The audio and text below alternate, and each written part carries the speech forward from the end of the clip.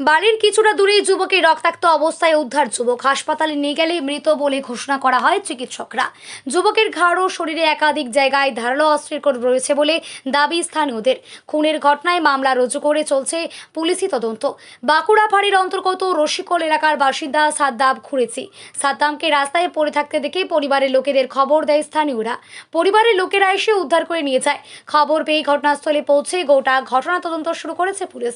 প্রাথমিকভাবে পুলিশের দাবি, সাদ্দামকে অন্যত্র খুন করে এলাকায় ফেলে দেওয়া হয়েছে। আমরা এখন 7টার সময় খবর পেলাম তো ওখানে মরে পড়ে আছে, আর কিছু আমরা জানি না। আমরা অন্য বাড়িতে থাকি।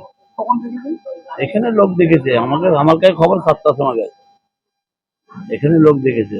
আমার ছোট ভাই আপনাদের এখানে থাকে। আমি মামা হই, আমার ভাগনা হয়। আমার বাড়ি একটু ওদিকে আছে। এখানে ছোট ভাইয়ের বাড়ি আছে। ওরা দেখে নিয়ে চলে গেছিল বেনিবঙ্গা, তখন বেঁচেছিল। তারপরে ফের নিয়ে গেছে পিজি, যেতে যেতে মারা গেছে। কিভাবে আঘাত করেছে? সেটা তো বোঝা যাচ্ছে না, সেটা আমরা দেখিনি, জানিনি কি করবো।